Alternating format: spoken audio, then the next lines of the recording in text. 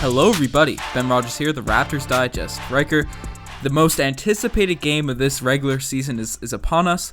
The Toronto Raptors are facing the San Antonio Spurs in Toronto. Yeah, it's going to be quite the matchup, quite the rematch, shall we say, because from what was one of the most highly criticized, highly public off-season tradings of recent NBA history, right? And what went down with the Raptors completely turning their backs, as it seemed, to the face of the franchise and the face of San Antonio's franchise. Anyway, everybody knows the story. And things didn't go as the Raptors expected and the Raptors fans wanted. So they have a bit of redemption now at the home arena. So everybody's excited to see, especially game after the All-Star break, to see what's going to happen. Yeah, certainly with no games happening the past week or so, the anticipation is building for this one coming up Friday. Obviously, for people that don't know, maybe started watching the Raptors this season, DeMar DeRozan, probably the greatest Raptor in Raptor history. There's debates between him, Vince, Kyle Lowry. Obviously, Kawhi has not been there long enough to be in contention. But regardless, DeMar DeRozan, he gave everything for this team. And despite his flaws on the court, off the court, he represented Toronto. He represented everything Toronto basketball. When he re-signed with the Raptors, he called himself, I am Toronto. He really embraced the city, and everyone loved him. You can't not love DeMar DeRozan, despite how you feel about his on-the-court game, the way, just his personality and how he brought it together, all the fans, he embraced everyone. DeMar DeRozan is truly a Toronto legend. Yeah, but Ben, let's jump right into this, and let's talk narratives. And which narrative to you stands out as being the most important for tomorrow's matchup? Because we have a couple of different things. We have DeMar DeRozan making his return to what was the Air Canada Centre, now the Scotiabank Arena. Last game that he played, triple-double. He really, did fantastic in the game against the Raptors. Maybe it's still a redemption game. Obviously, there's going to be a lot of emotions now going back to where he grew up. Kawhi Leonard, in the video, if you guys have watched it, being called out by Stephen A., being called out by a lot of people for not elevating his game this season and not playing to his full potential. So he wants to make a statement against his old team as well. Or does it come down to the San Antonio Spurs, very average this season, scraping to stay above 500, versus the Toronto Raptors, who want to continue this win streak and get momentum now, pushing forward past the All-Star break? Which to you really stands out as being the biggest narrative of this game? Well, obviously, the Kawhi Leonard one is something that's there. Stephen A. mentioned it. You did a whole video on it. But the narrative has to be the DeMar DeRozan situation. Coming back to Toronto, coming back to the Six, playing in front of Masai Ujiri, playing in front of all the fans. He gave so much to the city. I'm sure the emotions are going to be riding high. You mentioned it last time he played against the Raptors. He vowed to Serge Ibaka on his YouTube channel, How Hungry Are You?, that he's going to drop 50 on the Raptors, and he didn't do that, but he dropped his first career triple-double, so he definitely came out ready to play, ready to give it his all, and I'm sure it should be a very fun battle. Obviously, the Toronto Raptors lost by like 30 in San Antonio, but I'm expecting the Toronto Raptors to come out, especially the way we've been playing as of late and the new signings that we've got. I'm really excited. I think Kawhi's going to want to go at DeMar the most, but, on the Toronto Raptors team. But DeMar, he just has so much riding on. Coming back to Toronto, the emotions are going to be too high. I'm just speechless how excited I am for this game. Absolutely. Now, let's continue talking DeMar and what's going to happen. Let's talk about this maybe from the fan perspective, because this is going to be one of the biggest things, is the emotions, right? And how this whole trade situation ended up unraveling, and now he's going to be back in a place that he was really ready to spend the rest of his career in a Raptors uniform, and now he's going to be back. How is he going to be received by the Toronto Raptors fans? Because obviously Kawhi Leonard, completely opposite. He wanted everything. He wanted out. He didn't want to stay in the San Antonio Spurs, so he was greeted with boos every time he touched the ball. Very hostile environment. Is it going to be the same for DeMar DeRozan, or will there be nothing but love? If there's one boo from a fan in the Scotiabank Arena, I will be frustrated. If one fan, even just one, starts booing DeMar DeRozan, it would be absolutely absurd. DeMar DeRozan deserves no boos. He gave everything to this roster. Obviously, he came up short. The Raptors did in the playoffs. That's been well documented, but the effort that he put in to get better every season, how he embraced the city of Toronto, he got traded away. He didn't leave in free agency. He was loyal to the soil. No fan should boo DeMar DeRozan. Kawhi Leonard brought a championship to San Antonio, but he wanted out of that team. That's why they were booing him there.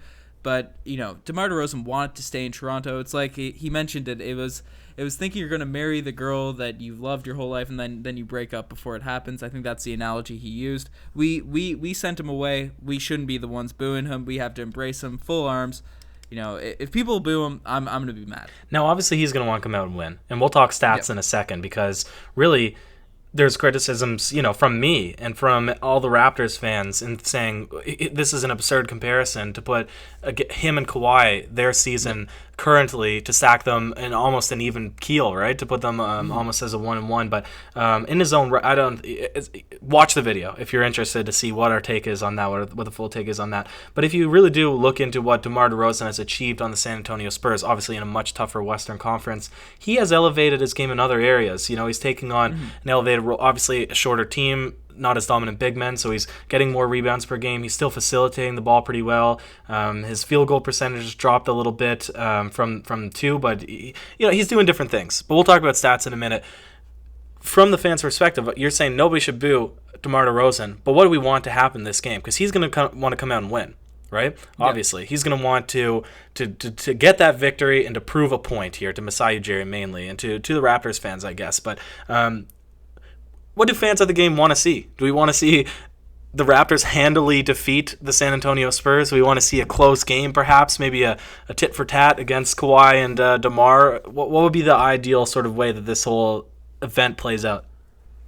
Well, there's going to be a lot of people that are there that are DeMar fans. I'm sure a lot of people will be rooting for him to get buckets and do everything. But a true Toronto Raptors fan wants us to win. Wants the Toronto Raptors team to win, wants Kawhi to go off and all those sorts of stuff. We got to cheer for the roster that we have now. I'm not saying that's going to be the case for everyone, but it'd be foolish to be rooting for DeMar to be scoring every possession and all that. By no means are we hoping he has an awful game or anything like that.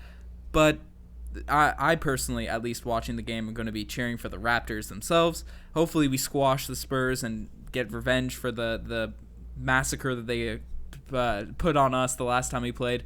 But I'm sure there'll be fans out there that are cheering for DeMar. What are you going to be looking for in this game? I'm looking for the Toronto Raptors to come out to a good start. That's the main thing.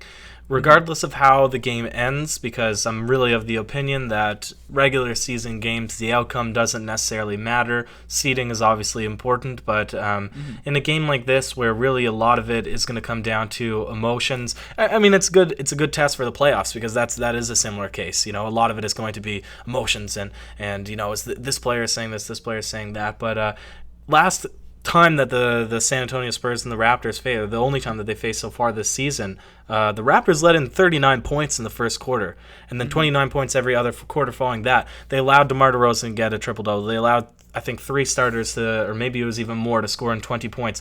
The Raptors are a solid defensive team, right? And they've come out to games they've shown up to games against bad teams or average teams such as the Brooklyn Nets, who are they are surging, and I don't remember if it was the Pistons or the Hawks, but they had a slow game, or maybe it's the Knicks. I think they had a slow start against the Knicks. They're able to come back from that, right? Their offense is able to thrive. But if I see a stagnant defense against the San Antonio Spurs to begin this game, or even for the first half of this game, that's what I'll be most disappointed with, because I'm saying they're letting this narrative get the better of them rather than playing through typical Raptors basketball this season.